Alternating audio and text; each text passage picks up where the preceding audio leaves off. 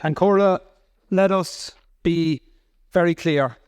Hamas breached international law on the 7th of October.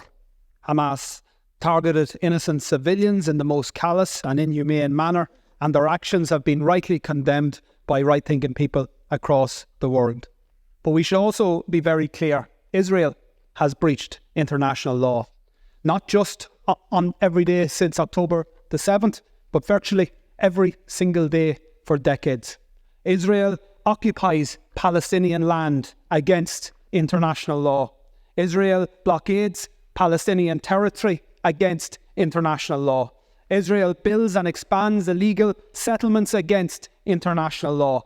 Israel enforces an apartheid system that restricts the movements of Palestinians and denies their fundamental rights against international law. And Israel regularly and systematically attacks and kills Palestinian civilians against international law. So the question that must be answered by all of us in political life is this: how does the world respond to flagrant abuses of international law? When it comes to the horrendous war crimes of Hamas, the response was very clear and very consistent. World leaders queued up to say Israel has the right to defend itself. One after another repeated the words, the great and the good, including our government. Israel has the right to defend itself. Repeated in statement after statement, tweet after tweet, despite the full knowledge that those words have become contaminated.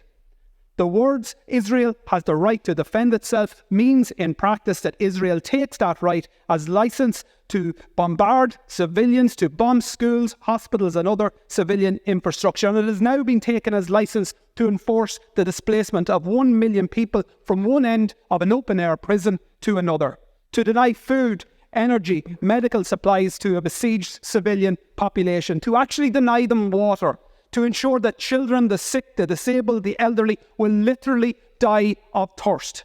Israel has the right to defend itself has now become cover for Israel has the right to commit genocide right in front of our eyes. How come we never hear the words Palestine has the right to defend itself? Not when a humanitarian flotilla bringing essential supplies to Gaza is met with a military assault and the murder by Israel of 9 unarmed activists. Not when Palestinians march in peaceful protest against a legal blockade and are met again with a military assault and the murder of 300 of them. Not after the countless bombings of Gaza by Israeli forces. Not even when Israel targeted and murdered 4 little Palestinian boys playing football on a beach. And not when Palestinians were dragged from their homes and forced to watch as those homes were destroyed to allow for a new illegal Israeli settlements on lands that are clearly defined in international law as part of Palestine. And not after the countless offensive attacks by Israel against the people of Gaza or the West Bank have we or heard anybody in this house or any Western leader uttered the words Palestine has the right to defend itself. And why not? And by the way, I'm not asking you to say those words. And in fact, it's just as well you don't.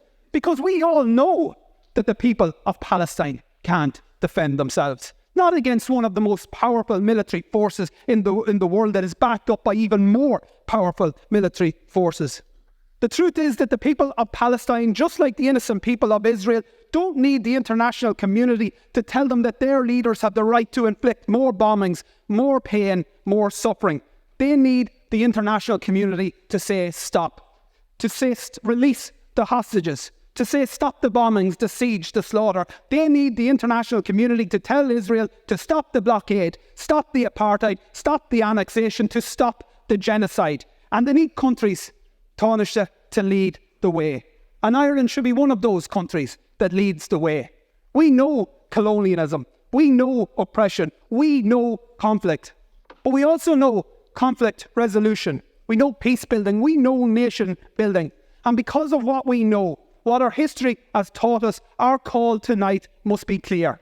Immediate, full and unequivocal ceasefires and a decisive international intervention that leads to negotiations and to a lasting and just peace settlement. And to at long last, to a free, sovereign and independent Palestine.